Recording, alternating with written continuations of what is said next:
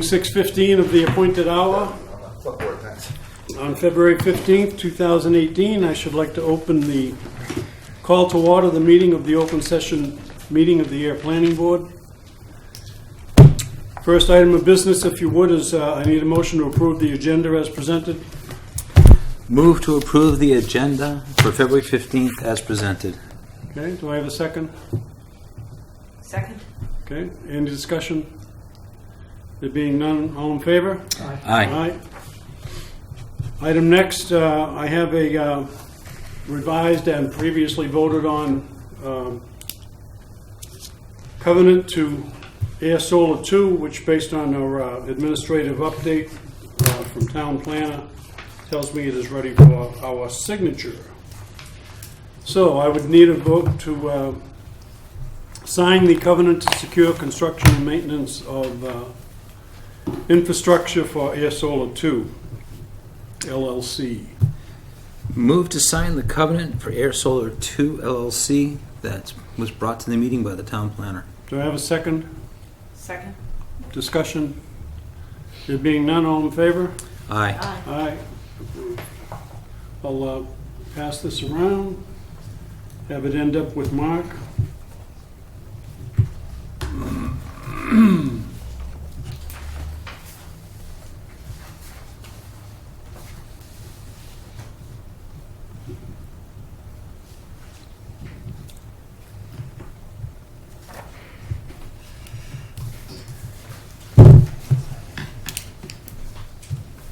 Thank you.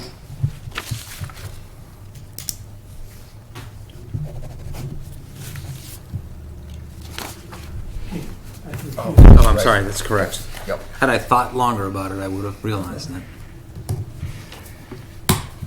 Okay. That's How's the done. test? Good catch. No. Okay.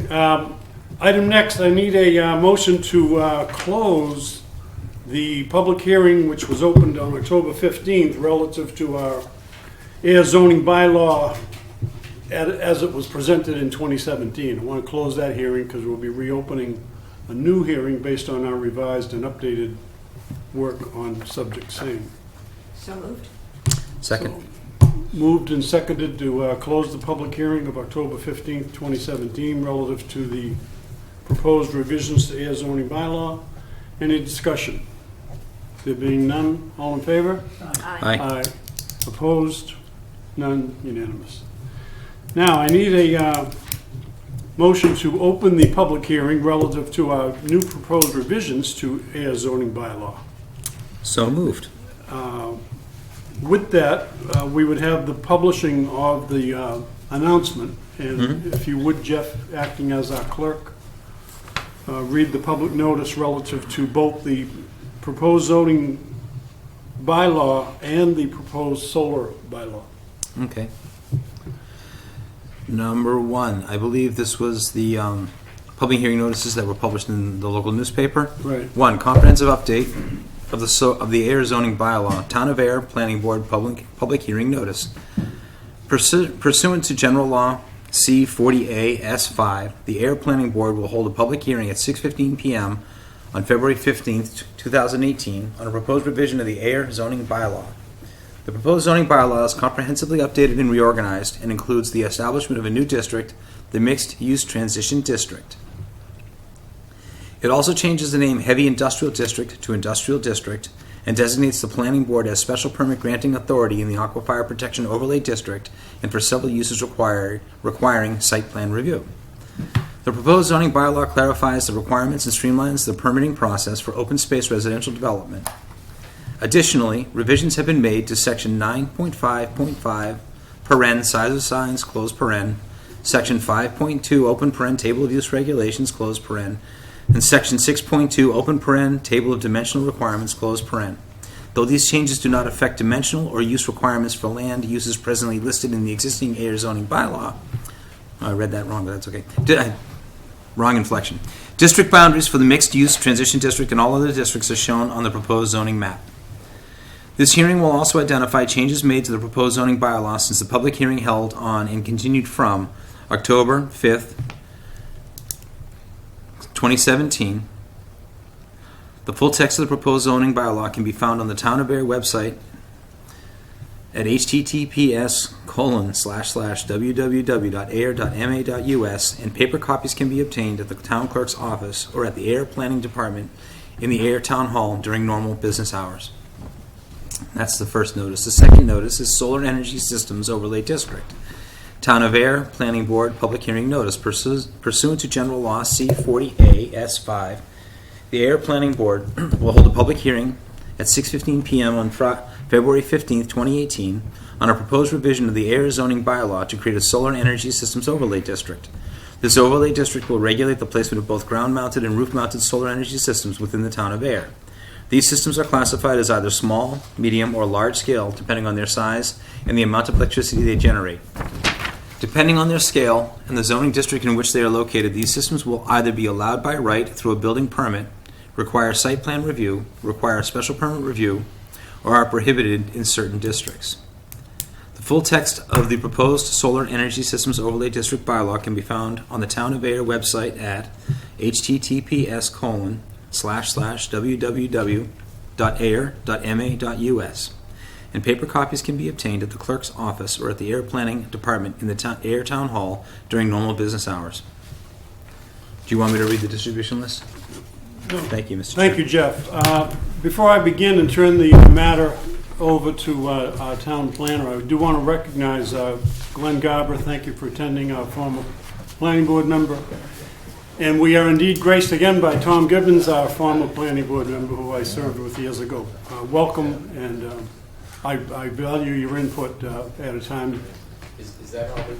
Yes. Yes. Yep. Ruth, do you have a question before we begin? I have a question about where these were published, which newspaper they were published in. The Public Spirit, or should I say the Neshoba Valley Voice and the Lowell Sun. January 26th, February 2nd. In the voice. Right. Okay? So again, thank you. Mark, I'll turn it over to you. Okay, thank you. I'm going to adjust the lighting so that Okay. our audience can see the screen a little better. I'm going to slip down to where I can see the board a little better than from my current location. I should have brought popcorn for everybody, since we'll have two slideshows. The first will be on the proposed Solar Energy Systems Overlay District, followed by the entire bylaw presentation. We're going with this one first. It's a little bit shorter. And basically, what we're proposing to do in town is, for the first time, regulate solar energy systems. And there are some key terms and concepts that sort of are found throughout the bylaw that's being proposed. The first is principal use versus accessory use. Principal use would be a case where the solar energy system is the predominant use on a lot, like a large-scale system is proposed for a lot. There's no other business or enterprise there. Now, the same scale system might be an accessory use if it's located in a parking lot of, say, a large industrial facility that is the primary use of that lot. They might want to have a fairly large solar energy system to power their operations, and that would be an accessory use. The other distinction is between roof-mounted and ground-mounted systems. Roof-mounted, obviously, is the system that you see people putting on the roof. Ground-mounted would be on the ground, and what you see in the upper right corner there is a small-scale ground-mounted, and on the bottom right is a large-scale ground-mounted. And the various scales of solar energy systems are small, medium, and large, which I'll describe in detail here. First of all, a solar energy system is any device or structural design feature that provides for the collection, storage, and distribution of solar energy could be for space heating or cooling, electricity generation, or water heating. This is something that people often don't think about. Solar hot water is sometimes distinct from solar PV, electricity generation. So small scale is any system that occupies 1,750 square feet or less of area or generates less than 10 kilowatts. Medium scale is a solar energy system that occupies more than 1,750 square feet, but less than 40,000 square feet, which is just shy of an acre, and generates between 10 and 250 kilowatts.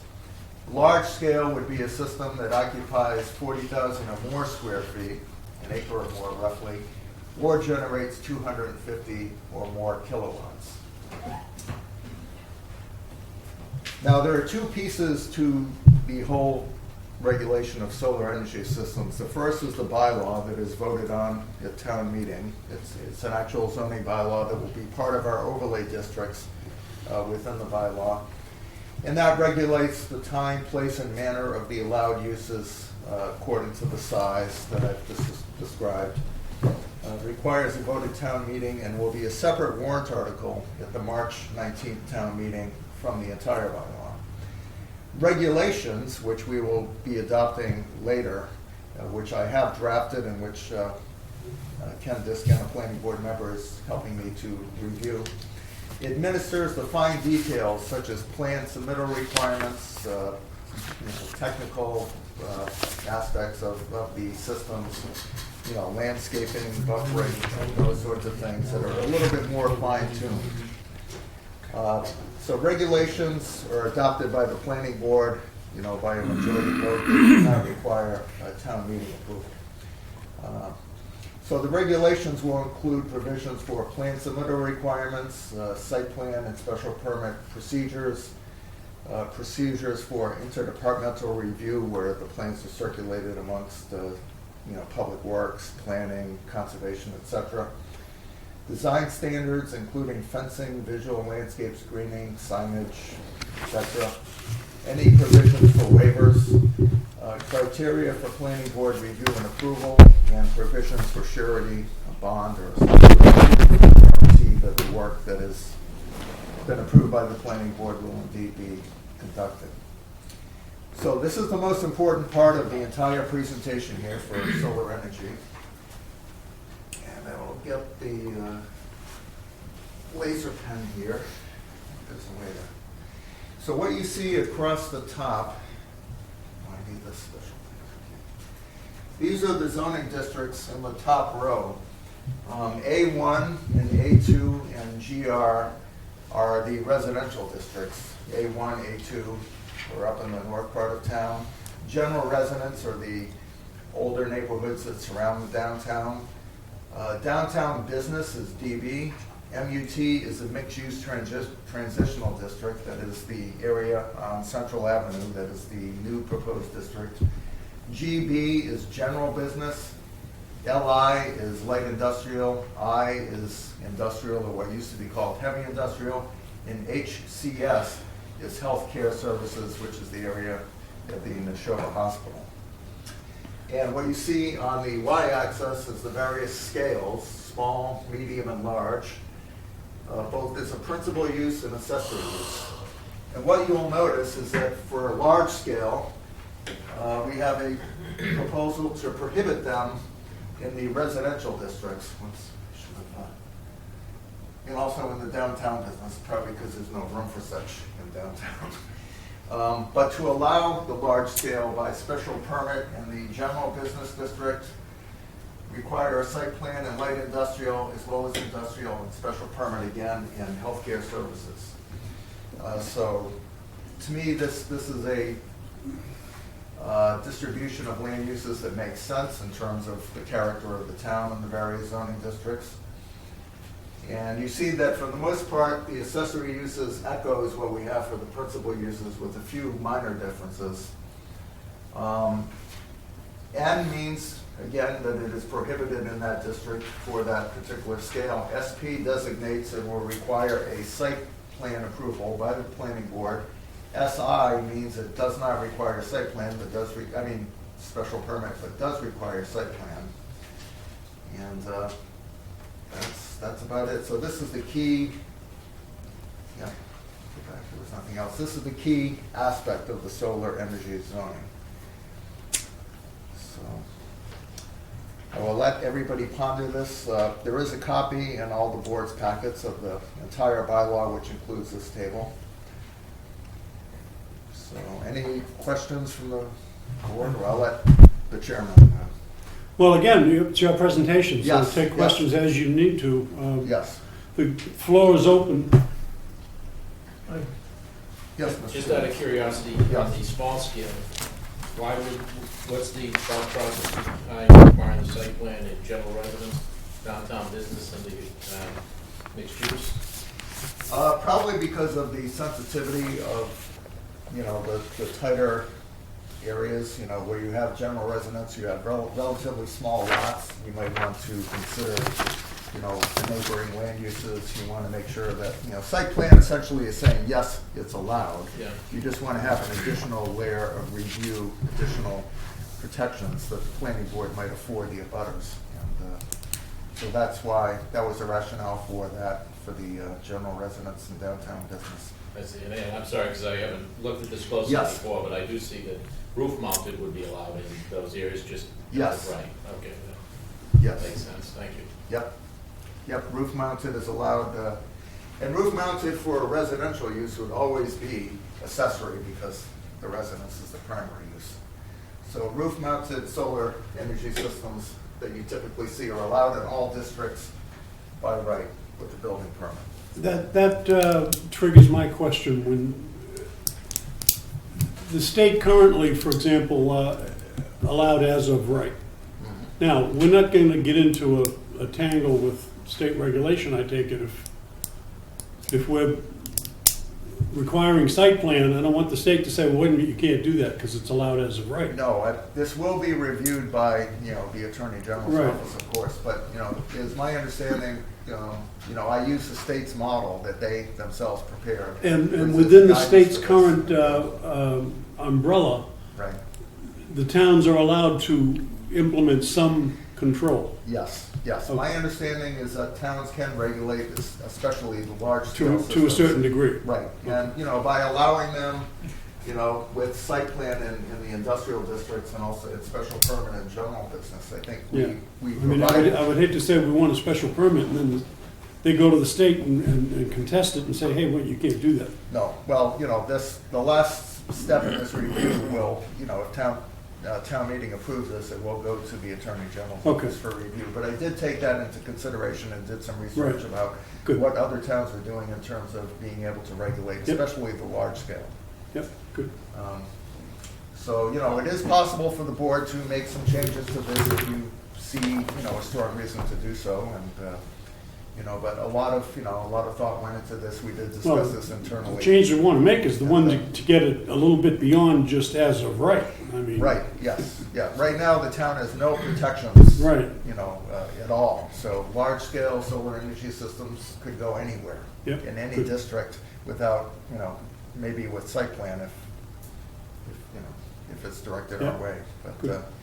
I believe that this will both protect the town and allow ample opportunity for all the various scales of solar that we could conceive of. Mr. Chairman. I did a lot of research and a lot of work on this since I was a butter, as you know, to Mhm. solar projects. And the first determination that drives this is the fact that Ayer voted in 2011 to become a green community and comply with the Green Communities Act. And under the Green Communities Act, you're allowed to designate areas in town for large-scale solar. They encourage you as a green community to encourage the use of solar, but then they allow you under the model zoning bylaw to locate it in designated areas and qualify it for large scale. Mhm. So Mark and I looked at this, and I looked at other towns and bylaws and overlay districts that were put together in other towns. And this follows right along with the same pattern that's been used in other towns. Oh, good, And good. what basically happened in the town of Ayer was, we didn't take the next step in the Green Communities Act and go ahead and put this overlay district in, or if it wasn't an overlay district, just designate particular lots in town where you could allow it. So this is a broad-based improvement because we have now an overlay district for the whole town. And on top of that, we added a paragraph just following the table, which was pretty important actually, which allows the municipal locations to have it in any municipal location. So as a town, we know we voted at town meeting to lease the landfill and allow the solar installation on the landfill. So the town has an option later on, as we look at big parcels that are owned by the town. It could be a school rooftop, it could be a parking lot, it could be the DPW land, it could be a number of different things. As a community, we could step forward and install more municipal facilities, because there's capacity left on that. Okay, And as a result, we basically cover the green communities requirement as well. This is well done. Yes, good. thank you, Good Ken. work. That's a very good point about the municipal uses that I didn't mention in the presentation. Okay. Further questions, comments? Glenn? Oh, I think it's nicely done and clearly needed, so I enthusiastically support it. I thought it was a nice presentation, Mark, thank you. Oh, thank you. So I'll You cue might up want the to hear that at presentation town on meeting. I'll cue up the presentation for the entire. Well, those of us of which we know, the three of us know that in the past, it's been difficult at times to get something through from the planning side, so.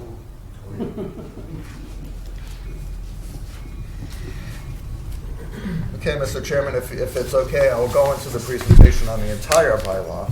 Okay, And I will tell you of the 93 pages, I did not print a copy, but yes, we have the 93 pages available for public review. In Right. fact, but you're going to cover, I take it, the highlights, correct? yes, exactly, and what has changed. And I do have, and I did prepare summary sheets on the significant changes for the board, as well as for the audience, and they're on the table. Yeah. Excellent, okay. Okay, just going right into it. I feel like I've read this before. Yeah, I certainly have. I can tell you that. First of all, It becomes a challenge after a while. Sorry, Mark, go ahead.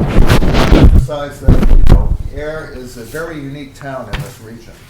It packs the full spectrum of land uses you find throughout New England, from urban to rural areas, in a very compact 9.5 square mile area. Rarely do you find all of these things in a small town like you do in Ayer. So we want a zoning bylaw and a set of regulations that reflects and supports the diversity of land uses that we have in the town, which is the main impetus for updating the zoning bylaw to support this. So first of all, we have commuter and freight rail, which is an incredible asset both to the industrial areas and to people who are commuting into Boston. We have a compact, walkable downtown that is undergoing revitalization. We have substantial commercial and industrially zoned land, which is something that few towns in our region have to the extent that Ayer has. We have very quaint, architecturally diverse, historic residential neighborhoods, especially in the general residence district, which is surrounding the downtown. We have a wide diversity of housing options, ranging from large single-family homes and new subdivisions to small apartments that are in some of the buildings in the GR zone. A very diverse population, plentiful employment opportunities in the industrial district as well as the commercial areas. We have abundant water resources, including 2 great ponds and all the other little ponds that have been created over the last century. We have the rail trail, which is an incredible asset, which runs from Ayer north through Groton, Pembroke, Dunstable, and up to my town of Nashua, New Hampshire. Unfortunately, I live in the north part of Nashua, which is quite removed from where the rail trailhead is. Otherwise, I would like to bike to work sometime. Maybe I will in the future, in the summer. And we have 2 areas of critical environmental concern, which complements all the industrial and commercial land that we have. We still have a substantial amount of wild areas. Yet there are some challenges remaining. We have underutilized, outdated, and poorly designed commercial areas, which sort of happen by default, perhaps without adequate zoning in place. Traffic congestion at several major intersections, especially at rush hour. We have some sprawling conventional subdivisions which are encroaching on Ayer's last remaining wild areas in the north central part of town, just south of the Groton line. That area is part of the Petapawag area of critical environmental concern, and I'm very concerned about that too. And also we have some surface and groundwater contamination from past industrial operations, which we have to contend with. And we have an antiquated set of zoning bylaws and regulations, which is why we're here, to address that aspect of things, which will hopefully help to alleviate the other concerns over time. A lot of this presentation, this is also the same presentation I intend to deliver at the town meeting, so some of it is very basic, it's planning 101, but for people who don't know how all the various planning tools sort of interact with each other, I thought it was important to include. The master plan can be thought of Mark, as... if I might Yes. interrupt briefly, this will be the presentation you make at town meeting. Yes, Yep. but I'm willing to, So obviously just, modify it. with to that some in mind, extent. if you see an improvement or a comment, feel free to throw it out. Yes. And actually, I do have some printouts of the presentation where you can make notes in the margins, Yep. if anybody would like to do Okay. that. So the master plan is the overarching vision or, policy document, I should say, for the town. It, provides sort of the general statements of what the town would like to become, what areas should be protected, what areas should be targeted for revitalization and more development. And following from the master plan, you have a zoning bylaw that attempts to implement the vision of the plan by regulating what land uses can occur where and at what levels of intensity. And then following from the zoning bylaw, you have a set of regulations, including the site plan, subdivision, board of health, and other regulations that translate the zoning bylaw into more specific standards. And we have those in town too, and we'll be updating those in the future to be in conformity with the new zoning bylaw if it is passed. So that is sort of the hierarchy of planning generally in the United States and as we're seeing in town. Do you want questions as you go along, or I could, yes, for the small group. Yeah. one Yes. question comes to mind, it might go to Jeff a little bit in terms of, and/or yourself, what feedback, if any, has come in over, now, we've been doing this again formally since October 15th. What feedback, if any, has come in from the master plan committee? Supportive. I've attended a few of their meetings, and they're still working on the master plan. Their goal is to have that ready for adoption in the spring. So Okay. that master plan will be coming before the planning board, probably in April or May. Okay, And they're rushing to try to get it. I okay. should Now, say we rushing. again have a zoning bylaw vote in March, I believe. Yes, but we Okay. did, But actually. again, the tenants are the same. Yes, in Yeah. fact, Okay, the Yeah. consultant, Community Opportunities Group, the lead consultant on the master plan project, did look at the proposed zoning bylaw for Okay. conformity with the master plan, and Good. Okay. she Yeah. believes it's a good bylaw. Could use, Yeah. down the road, we might want to add a few things, but Yeah. for the Ne- most part, it's in Never ask a planner conformity with. if it's perfect. wow. Right. But she's had this, this document, this proposed zoning bylaw has been in Courtney's and her colleagues' bag of tricks since the beginning. And I have to apologize, Mr. Chair. I've missed the last. They've gone to weekly meetings now, and I've been able to get my schedule to jibe with it. But I understanding the housing piece has been completed. I think they're at the point now where they're tying a bow around a lot of the pieces, and they're just Good. marching Good. forward. Right, So the resource chapter. the resource chapter, the economic development chapter, the housing chapter was just done last week. Are they meeting tonight? Yeah, that was a major No, complaint not tonight. 15 or so years ago, that Yeah. the tenants of the master plan were not being considered. I want to make sure Yeah. they were. Right. And to the benefit of the town, there have been a great many people involved in all the steps along the way, and the people are still showing up and working. Yep. So it's the energy with Alan in the room, the energy with Courtney in the room, and the energy with the volunteers in the town's been phenomenal. Yep, and Ruth back there is on the master plan committee too. And, Yep. So zoning 101, what does zoning do and how does it do it? First of all, the primary concerns of zoning are uses, which is, it could be residential, industrial, commercial, and then you get into more specifics about that, like pharmacies or duplexes as opposed to single-family homes. And so those are apportioned into various zoning districts, which are the, use regulations. And the density requirements have to do with lot sizes, setbacks, frontage, and that sort of thing, which tells you how close together or far apart the land uses can be. So zoning regulates what type of uses can occur where, generally by zoning districts. and how they must be developed and built. You know, what I just mentioned, the setbacks and the frontage and all of that sort of thing, including more detailed provisions for landscaping and parking and runoff control, that sort of stuff. What zoning does not do, and I put this in here in red just so there's no misconceptions, because we are adopting a new zoning bylaw doesn't mean that the town as an entity can just go in and develop things. You know, what zoning does is provide a blueprint, mostly for the private sector and citizens, to propose their own land use changes in the town in conformity with the zoning bylaw, which is hopefully in conformance with the master plan. So, I mean, that's very basic, but, you know, I thought there are some misconceptions that you see. I wanted to address those right up front. And here is the zoning map. I won't go into a lot of detail about what all the various areas are, but Devon's is the area to the west here. And you have various mix of residential and commercial uses south of the railroad tracks. And the northern part of town is mostly the general residence, the A1 district, the A2 district, and the industrial zones, which are in purple on the Littleton line over there. Now, for the sake of the town meeting, Yes.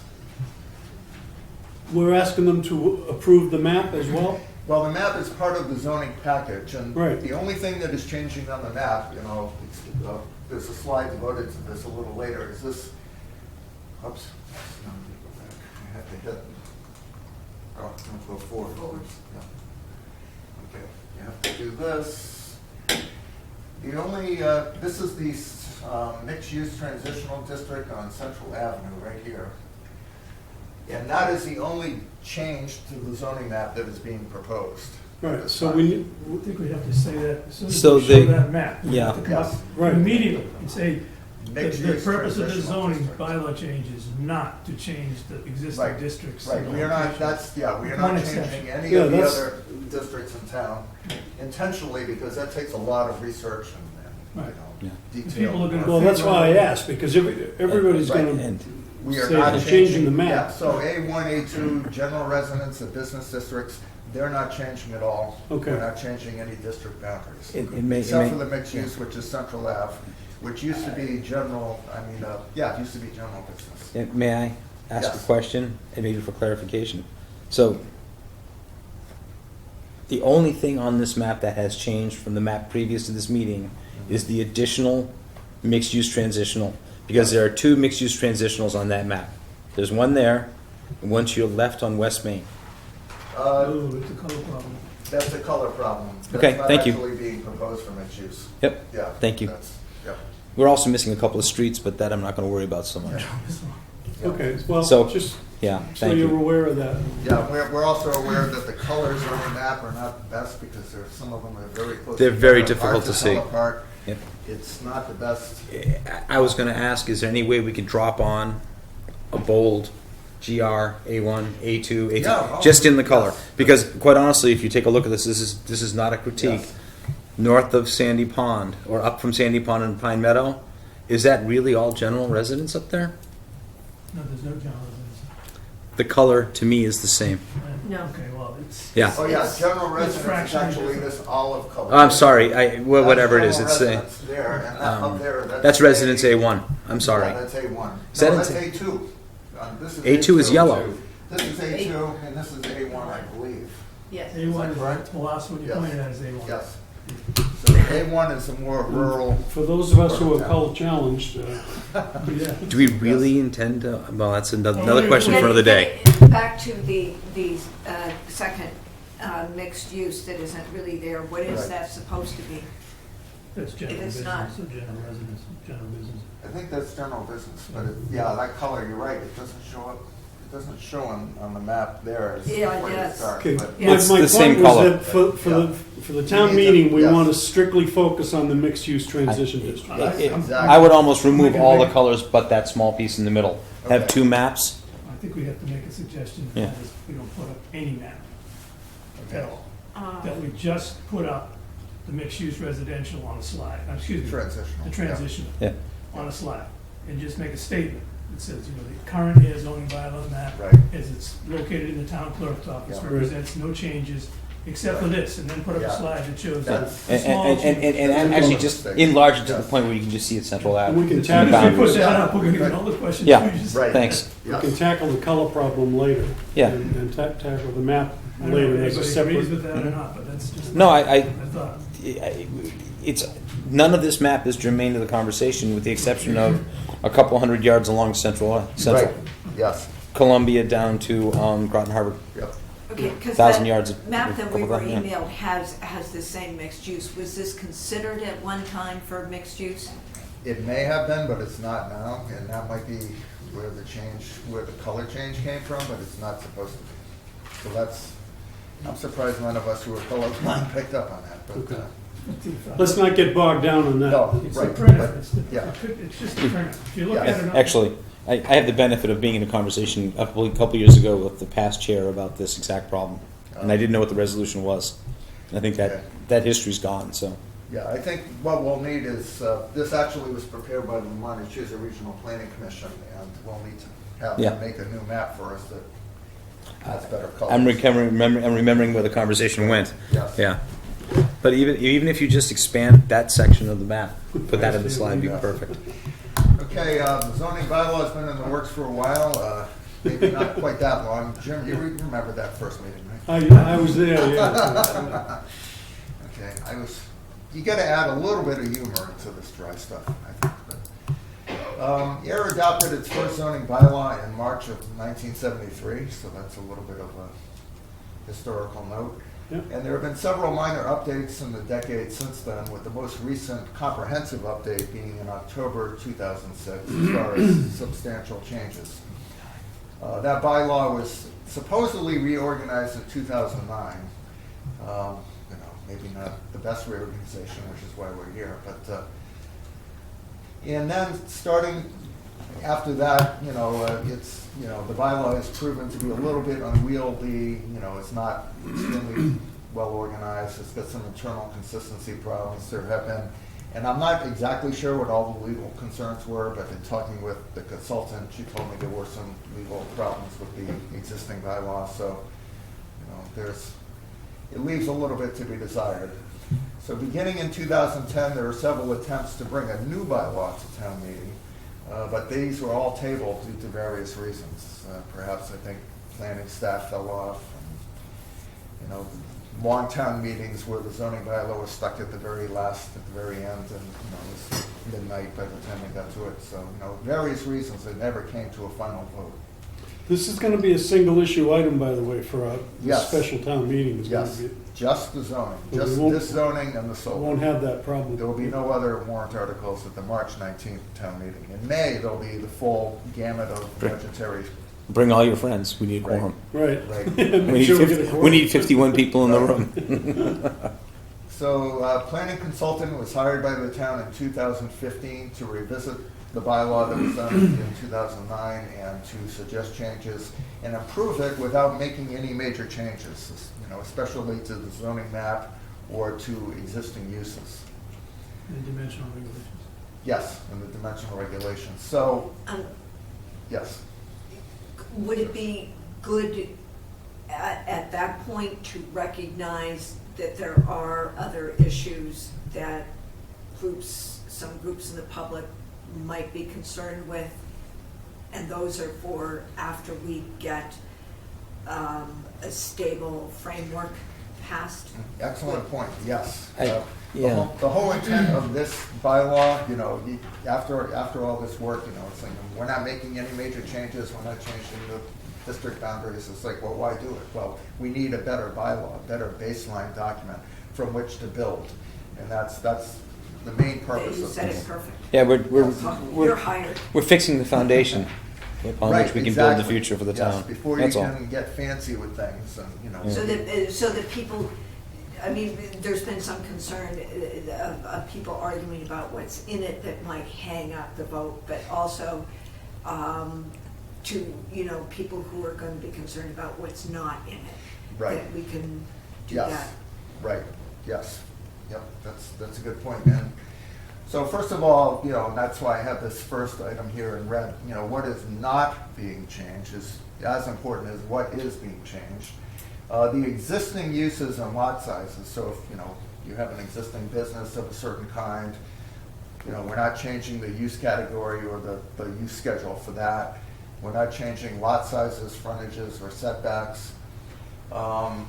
So the table of use and dimensional regulations are not being changed for existing use, nor for any zoning district boundaries except for the I would- mixed-use transitional. So I Yeah, need to that's, qualify that. I'm sticking on that one a little bit. Yep, And let's okay. use green.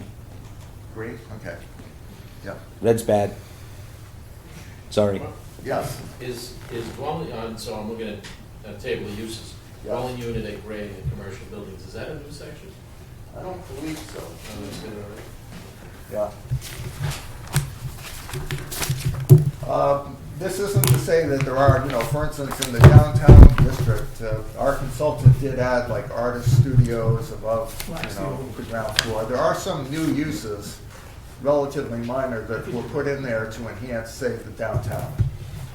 So, there are some They're, new things. that they're were in added. line with the economic developers' Right, vision exactly. for the town. Right. Yeah, so, we did add a few new uses that, and I have spelled out in the document. So the new bylaw features, these are the most important features of the new bylaw is improved organization and ease of use. And in one of the public forums, somebody asked me for an example of that, and so I did photocopy like the site plan section and the administrative review section, to compare and contrast. So if anybody asks, show me, the old and the new, I can do that for sections without printing the entire bylaw. Because how do you explain improved organization without? That's a new Yeah. piece. We have an improved list of definitions, some of which were taken from the existing bylaw. This is a fairly new change. The special permit granting authority for uses that require a site plan review has been changed for many uses from the ZBA to the planning board. And the reason for that is to be more efficient in permitting. Because in the past, if you needed a special permit and it was always with the zoning board, you had to go to the zoning board first, get on their agenda, do the hearing. And then a month later, it might be, you'd come before the planning board for site plan. And so what we're doing is combining those, so you can do a combined special permit and site plan application, which will be more efficient for citizens and developers. Do you want Art. to illustrate the Board of Health change from what was SPGA Yes, the board. based on legal Right. review? For the Aquifer Protection District, which protects the groundwater in town, the drinking water, that was a purview of the Board of Health, and now it's going to be the purview of the Planning Board, as it is in most of the state. My understanding is it's pretty unusual to have a Board of Health be a special permit granting authority. Yeah. Well, no, never mind. No. I know why it was done, but that's not important. All right. The mixed-use transitional districts, as I just mentioned. We have more detailed provisions for site plan review, site layout, landscaping, just better requirements, a little bit more specific requirements that I think will lead to more attractive commercial and industrial development. Open space residential development is what used to be called cluster. It's where you have a subdivision and instead of eating up all the land with lots and roads, you have to save a certain amount of that tract as open space. And so what this will require is that new subdivisions that come in with new roads, not A&Rs. If you have a new road and it's a large subdivision, this requirement says you have to protect 50% of that area as open space, cluster the units in a smaller area, and instead of requiring a special permit, which is a little more onerous process, this will be allowed by right with subdivision review, which is the state's guideline now for And, that. yeah, I'm sorry, but I'm jammed up in the language there. Yes. I think I understand what the intention is, and I'm Yes. happy for that. The last sentence, OSRD will be allowed by right Right. with subdivision review and not also require a special permit. Yes. I always get confused by a sentence that's written like that. Okay. By right with subdivision review, period. It will not require a special Okay. permit, All right. if it's okay with you. Yes. It's going to be 9:30 at night. And Right. that's the mental Yes. leap I can't Okay. make. Yep, that's good. Sorry. No, I wanted feedback. In fact, The second try sentence to- start, just the Yes, same way the I one know, before, run just that sentence. OSRD. right. And there's a new section on there on land clearing and grading. Yeah. So, there's been a problem in many towns where people clear cut area, clear cut in advance of even thinking about what they want to do on the land. So Mhm. there's better protections for that. Now I'm going to go into a little bit more detail. Excuse me, can we on- back up for a second? I'm sorry. Yes. New section of the land clearing and grading which will prevent clear cutting of areas greater than 1/4 acre in advance of contiguous acres of 1/4. I mean, an area of 1/4 on a piece Yeah, of property. You can't cut more than 10,000 square feet without, Mhm. is what it says. That's the intent, right? Yes. Okay. Yes. I just want to make sure I understand that. Right. Yep. Now, You know. Mark, when you do It's this in the bylaw. presentation at town meeting, before you go from one slide to another slide, are you gonna pause and ask if anyone has a question on the slide before you go to the next slide, or we're just gonna, do we need to do Yeah, that? I'm not Just sure wait at till a the end. town meeting how to do I'd like that, to go- I'd like because to it's a lot push of through. crowd. Go through and wait. Yeah, and if people have questions along the way, I'm happy to help out by jotting down who the person was and what the, because their question may be answered later in the whole thing. Yeah. And getting bogged, I'm concerned that this will get to be 9, 9:15, 10 o'clock at night. At town meeting, the questions are gonna have to go through the monitor. Well, Yeah, even so, but I'll sit in the, you can get lost in a go down a rabbit hole and get lost and somebody won't get answered. The thing is, you want to make people feel like they're being they're being hurt. But anyway, yeah, I see. Yes. Yes, it'll go through the moderator, but we got to be careful not to lose people. But I would suggest keep moving. I definitely would recommend that you move along, because it's way too easy to get bogged down. Yes, right. I might even simplify it a little bit. I mean, we know it. And many of the questions may be answered later in the presentation. Yes, Might yes. clear it up, so. Yes. All right, just a quick question on the table of uses. So you had said that there weren't any changes to the table of uses? No, I didn't say there weren't any changes. We did, if you have an existing use, we did, single-family homes, we look across, that hasn't changed. We added new uses, Okay. like artist studios. There are a few new, pharmacies was added because there were no provision Yeah. for pharmacies. So there are some new uses. So there's no, nothing was taken away, things were just added, Correct. except for Added. accessory apartment? Right, and I'll explain that. We're That's, coming to that. yeah, we're coming to, Saving the best to last. That's the one that every town gets hung up on. I know, yeah, yeah. Well, one last question. In the current bylaw, it's numbered, and this one is not? And Yeah, that's the way it was prepared. just as a No. practical point of view, when I go for a variance before the ZBA, it's always helpful to have the number. I can say I'm asking for a Okay. variance too, and they can find it quickly, and when it's published, someone in the, the public that's looking at it can find it. So I think it's helpful to have some numbers there. Yeah, we brought that up with Judy Okay. Barrett too. when we met with her. Okay, I thought it was a software issue, but it just didn't push the numbers out on the spreadsheet. yep. Because Yeah. there's a couple, the document that's up right now, the formatting needs to be checked too because of the spacing.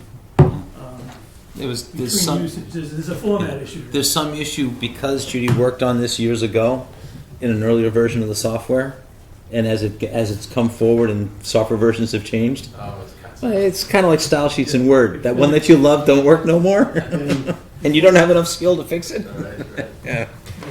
The page breaks is what I was getting at. And I believe the conversation with Judy, if I remember correctly, was when we get really down to the end piece, then we'll worry about getting. And it's a great point, but it's yeah. You are. For the sake of the audience and the television audience, Okay, so I wanted to draw attention to two of the handouts that were on the We need table. somebody to read that. This will help to understand what has been changed between the existing bylaw and the proposed. For the various districts, it lists, what has been changed or how it was treated in the existing versus the proposed. For instance, if you look at public institutional uses, a rest home or a nursing home was a special permit zoning board, and the existing zoning proposed a special permit planning board for the new bylaw. So, and we have some, new uses listed in there too. The pharmacies and associated retail, for instance, under medical health, was not listed in the existing zoning, is now permitted in downtown business, general business, and mixed use. So that summarizes the changes between the existing and the proposed shortcut. So this is a key document. And there's a narrative that sort of supplements this presentation, which is, again, a summary of the presentation that lists the major changes. Not to take you off where Yes. you're going, but it would now be a good time to ask a question about some of the usage, language or wait? Probably wait, because we're gonna, No problem. following my receipt of the zoning bylaw from our consultant, we did an internal review, the building inspector, the community development director, and myself. And we added a few provisions or clarified a few provisions in there, which is why we're having the second hearing. And that I codified in this table here, so I need to discuss that with the board. And that would be a good time to discuss the table. This hearing will be continued to, I believe, March 1st. March 1st, yes. And at that time, we expect that'll get all the input. So if you have, after you leave tonight, if you have further thoughts, bring them to us before March 1st. So, Ideally, but we I should- expect we'll close the hearing on March 1st. Right. And, Yes. yeah, so, Okay, now I'm going to get into the mixed-use transition district in a little more detail. The consultant created a new category called P1, which denotes a use that's allowed by right within the mixed-use transitional district. If the use occupies less than 5,000 square feet of gross floor area. So the intent here is to have sort of a large building where you have small tenants, occupying spaces, sort of like incubator space.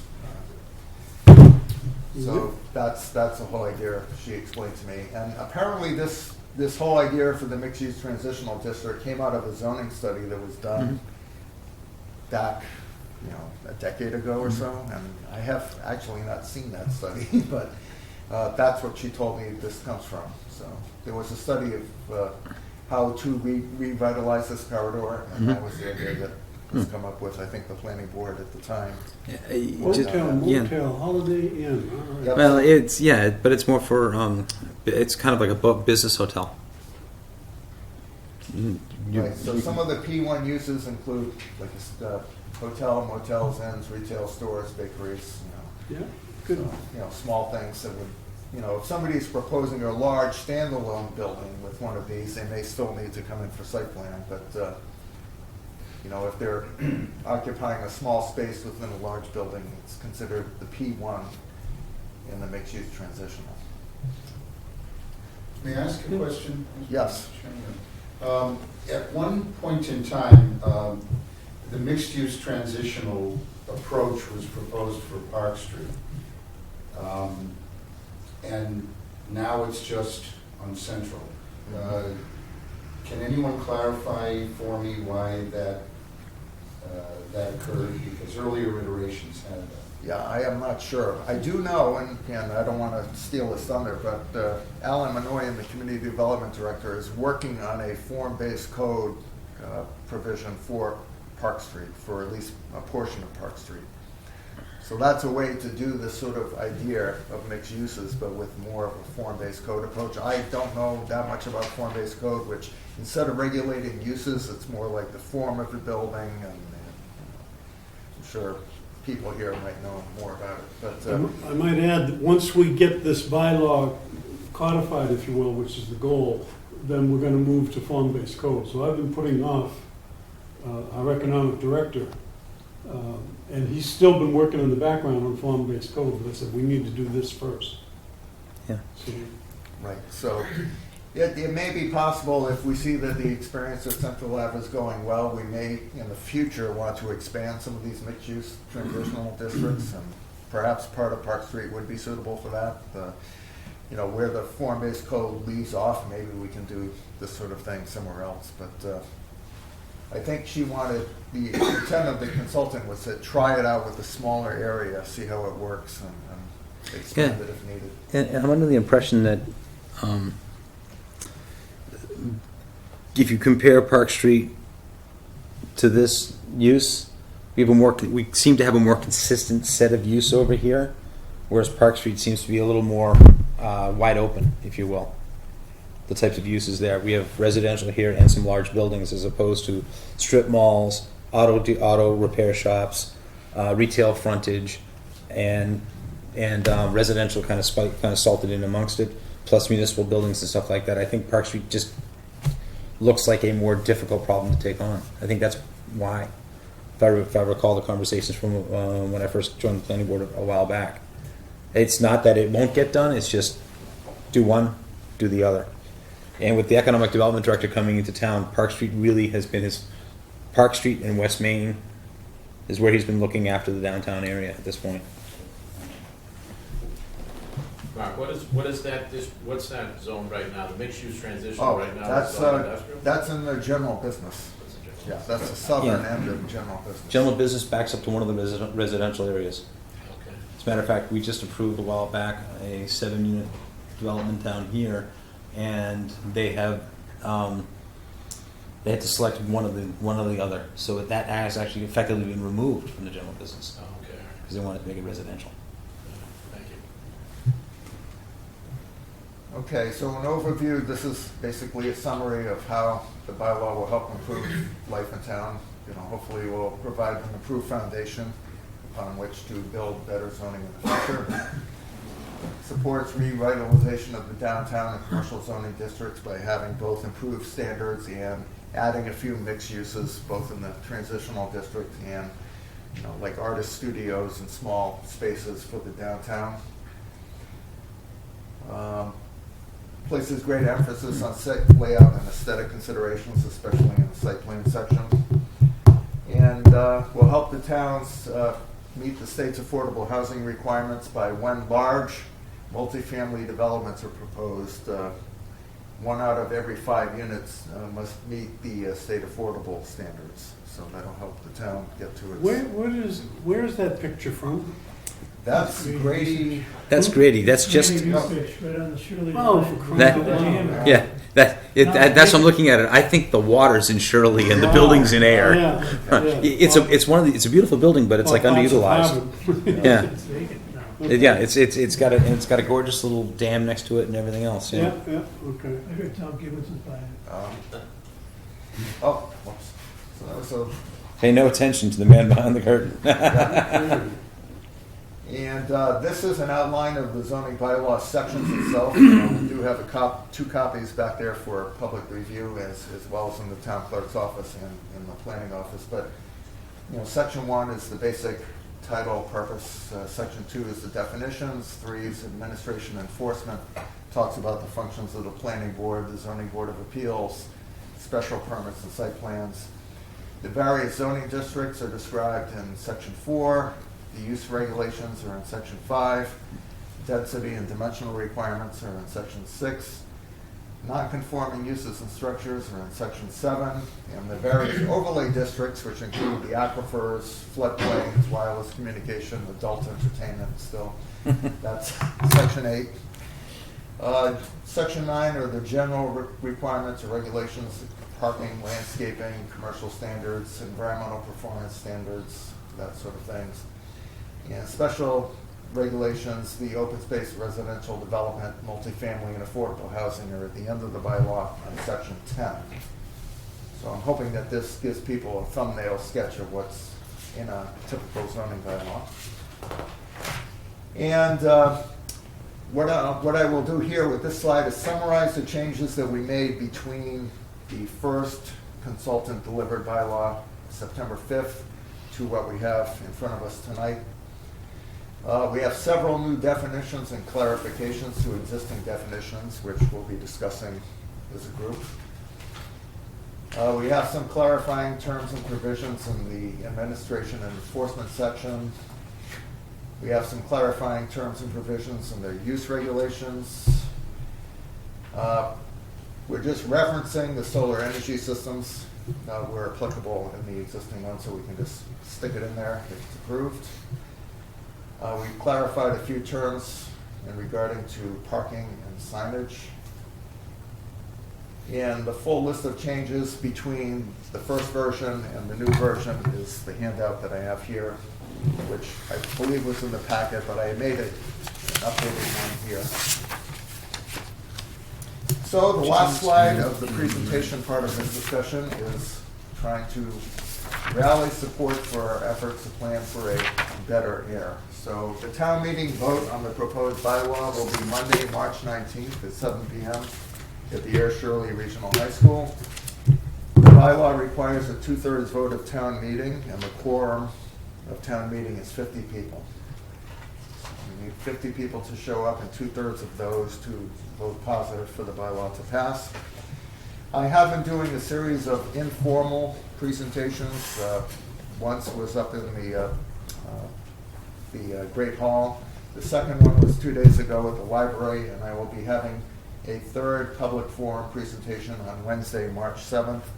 I have yet to decide what space to use. The Great Hall doesn't have great acoustics. I found that the library is too warm, so I'm looking for possibly a third place, maybe this room.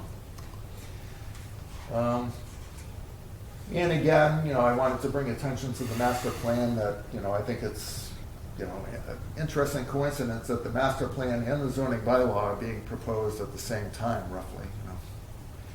More than roughly, they're sort of in sync. And the master plan also goes back many years. The last master plan was adopted in 2004, so it's been 14 years. So together, the master plan and the zoning bylaw will hopefully help to improve the quality of life and development in Ayer for decades to come. So that is the presentation part of my program here. Can you, let's end this at this point, but I want to Yes. discuss briefly the debate, if you will, on the accessory residential Yes. question. If everybody's okay, I will close out this, or I'll just leave this up so people can. I'd like to know more about why the building commissioner wants to hold off on that. Okay, well, that's something that the community development director and I were discussing with him throughout this whole process. And Okay. the building commissioner is of the opinion that there's already enough rental housing in town, and I guess he's had the experience of closing several, I guess what would be more properly called rooming houses or boarding houses, where you have, people renting out rooms, which isn't quite the same as accessory apartments. So we had a group of town staff meet with him just recently, and Accessory apartment, is that just strictly your mother-in-law attachment? I mean, basically, there's no requirement, I don't think, right now that it be limited to a family member, but it's a way to create an apartment out of a large house, especially like, say, in the general residence zone. Right. We have these large Victorian houses, and, professionally, I think it's a great idea, but the building commissioner believes it needs a little more study, and in order for him to come on board with the entire zoning bylaw change, we felt that we needed to withdraw that provision for now, with the understanding that we'll take it up again at the October 2018 special town meeting. And so, he assured us that we would be able to. so currently, we don't have a at the time. category of accessory residential. Correct. There are a few out there, I think, sort of by, they were created without having the provision per se. But he was very insistent that it be, taken out for now. Okay. And the town administrator also agreed to that, temporary solution.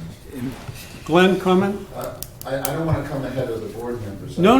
I'm Okay, I'm somewhat aware of this conflict, and I think there's a tendency to confuse modern accessory dwelling units with the old rooming house and boarding house units, which are pretty seedy, illegal units that were built without a building permit. right.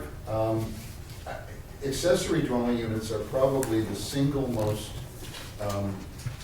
popular provision to add affordable units to the housing stock in a pretty painless and invisible way. Town after town after town is adopting them, and beyond that, the governor's Housing Choices Bill, House 4075, which was reported out favorably last week by the joint committee on municipalities and regional government. Yeah. And it's pretty likely to pass.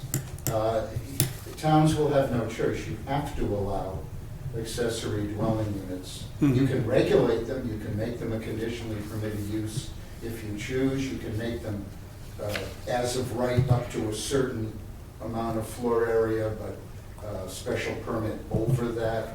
Yeah. You have broad latitude, but you won't be able to effectively zone them out. So I would urge the board to keep this in. It's a great way to add affordable units, and as I said, in a pretty painless, invisible way.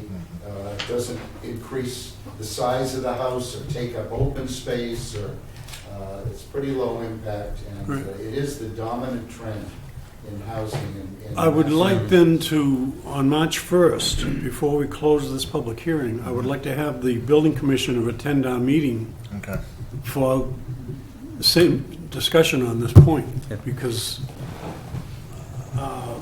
if the rationale is simply that, well, there's already enough open space apartments in here, then that really doesn't, Yeah. it doesn't speak to me for the future. I'm not sure. I may have heard it a little bit differently. I think and not being in the meetings, Right. what I thought I heard Mark say was accessory use is something that needs to be looked into and is more complex than we can get to between now and the town and Okay. the special meeting for this. Well- Is that correct? More Well, correct? In the proposed bylaw, there is a very detailed section on accessory apartments now. Yeah. But the building commissioner was very adamant that it be removed if he was to support this at town meeting.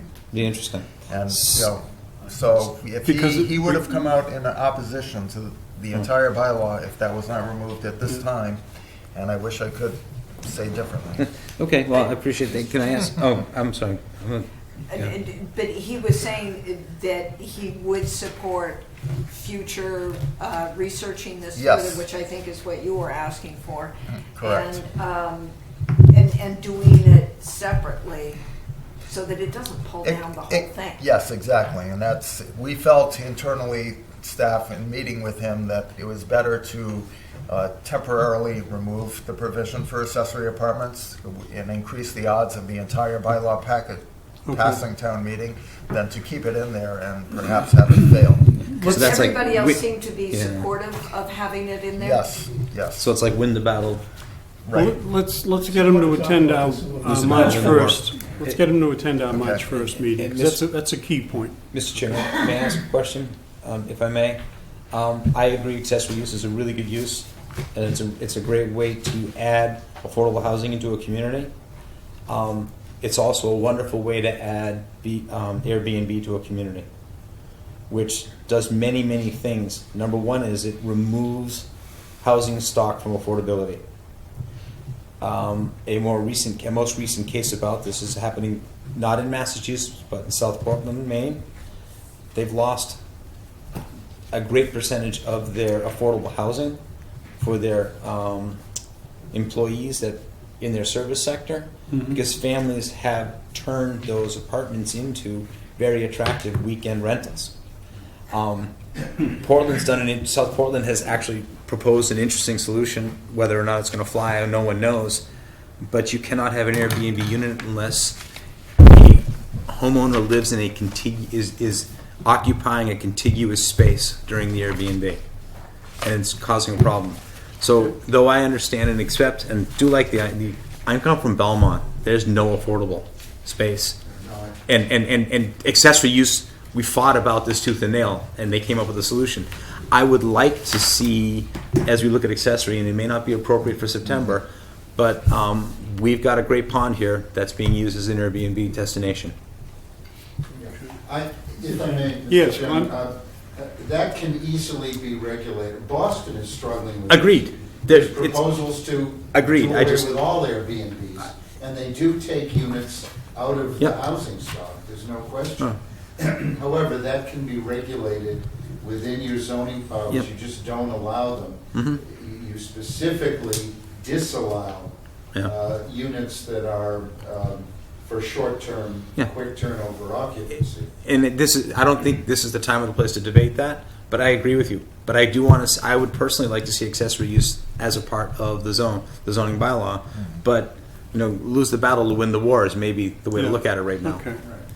If I may just make one more comment. Yes. There's a ton of information available on accessory dwelling units. There's studies, the Department of Housing and Economic Development, the Citizens Housing and Planning Association, many of the regional planning agencies. There's a ton of data and studies available that have looked at this trend. So you don't have to reinvent the wheel when you go and do research. So, Okay. that's all. Ken? When we met with a consultant, or when I met with a consultant, because I was new to the board, one of the issues we definitely talked about was the accessory apartment. And she framed it almost exactly the way you did. And insofar as it's the direction that the state has been going, it's all about, walking, it's got all those different pieces. And so she basically wanted it in there as a recommendation for us. I want to back up just a second. One of the main reasons we're doing this, which Mark, I don't know if we want to put this in there or not, is the consultant wants the regulations in town to refer first to the state, which they do, under all circumstances, and then under that is the town. So regulations that are set up by the state, that's where we start, and then the town is below that. So we have many more things in the town that we don't need because the state covers it. So she basically has trimmed this down to be compliant with state regulations. And in her study, and coming back to us on that, that's how she emphasized the accessory apartment. I was also in a meeting with Charles Schultz and discussed this map. And he actually has a breakdown of all the apartments, which he got from the assessor, from Mr. Hogan. And his main concern, I think, is the fact that we have a lot of apartments, but he might be missing the boat. This is not, this has to still, the first requirement is it has to be special permit by the Board of Appeals. Right. And this isn't gonna happen like all the ones in the past happened, where they Right. were broken up by people in their own home, when a lot of people were living in Devon's. People turned the houses into 5-unit dwellings with no zoning. So I think we have a good protection here, and I'm glad you asked Mr. Schultz to come to the next meeting, because Right. I don't think he's on the right page. I think we need to discuss it. Yep. Good. Okay, before I do need to move on to get one formal vote of the board, and that is to request a motion to approve submission of the Article 1 and Article 2 to the Board of Selectmen for inclusion in the warrant. The Article 1 being proposed revised air zoning bylaw, and Article 2 being the proposed air solar energy system overlay district bylaw. Mr. Chair, if you may, one piece that I wanted to bring to the attention is the changes that were made between October 5th, the first hearing, and tonight. And I prepared you probably have a black and white copy in your handout, but I have a color one, which is a little easier to read. And so this should be part of the motion as well. And I will, instead of reading the whole thing, I will go down and try to summarize it real quick, because I think it's important that this go into the record. I have an earlier version of it. Thank you. Okay. Well, again, when the article is not as detailed as You're looking for a motion just for us to be Still trying to build on the damn alert to beaver. get the selectmen Right. on the law, right. not the Okay. context of the law. Good luck Right. fixing the All right. Okay. Mark, are you, Yes. Article 1 and Article 2 is simply the verbiage to get the article on the Correct. floor. On the floor. And yes. Now, and- this is something separate. Yes, this is internal, but I just wanted to make everybody in the public aware that there were some changes made between the October 5th version of the bylaw and the February 15th version, which are reflected in this table that I put together of all the minor changes that we made, Right. many Yeah, of which are clarifying terms. The verbiage in the Articles 1 and 2 don't go to that Correct. detail. They do Okay, not. so- No, but I just wanted to put that Okay. on the floor so I didn't Okay. miss it. All right, so that said, could I have a motion to submit as proposed Articles 1 and 2 as stated by the chair? Actually, it Do I have- might be good to read. Okay, I have a Yeah, motion to actually- submit Articles 1 and 2 as stated in the draft warrant article. Do I have a second? Yes, sir, second. Okay, any discussion? There being none, all in favor? Aye. Aye. Aye. Opposed? None? Unanimous. If I may ask, Mr. Chair, if the secretary could read the warrant article language of this. Yeah, that goes, sorry. The town administrator asked me to make sure that at least the language here, not the explanatory note, but the top Right. verbiage be Article read 1. into the record. For Article 1 and for Article 2, to read in. Okay. Do you mind if I, No, go ahead. sitting in Right. Mr. Fermi- And Mr. For the Fermanian's seat, record, please? read the motion then into the record. Article 1, proposed revised Ayer zoning bylaw. To see if the town will vote to amend the Ayer zoning bylaw by replacing the text of the zoning bylaw in its entirety with the new text as found in the document labeled Proposed Ayer Zoning Bylaw, dated February 15th, 2018, as available for review on the town website and as on file in the offices of the town clerk and the planning board, and further to amend the zoning map as on file in the offices of the town clerk and the planning board, and to authorize the town clerk, in consultation with the town administrator, to assign appropriate numbering for this bylaw so that it may be in compliance with the numbering format of the town's bylaws, or take any action thereon or in relation thereto. Sponsors the Ayer Planning Board. A 2/3 majority vote will be required. Okay, I'd like to call a vote on the motion as read by our acting clerk. So moved. Second. Any discussion? There being none, all in favor? Aye. Aye. Aye. Now, you also want to read the, For the For the solar, record, yes, Article Article 2. 2, yes. Article 2, proposed Ayer Solar Energy Systems Overlay District Bylaw. To see if the town will vote to adopt the new zoning bylaw, section 8.5, entitled Solar Energy Systems Overlay District Zoning Bylaw, as available for review on the town website and as on file in the offices of the town clerk and the planning board. Said bylaw regulating the installation, siting, and approval of solar energy systems within the various zoning districts of the town, or take any action therein or in relation thereto. Again, the sponsor would be the Ayer Planning Board, and 2/3 majority vote would be required. okay, so moved as read by the acting clerk. Do I have a second? Second. Any discussion? There being none, all in favor? Aye. Aye. Opposed? None? Thank you, Jeff. No Unanimous. worries. Hold on. Thank you. Now, is it redundant to say we have a town planner update, or?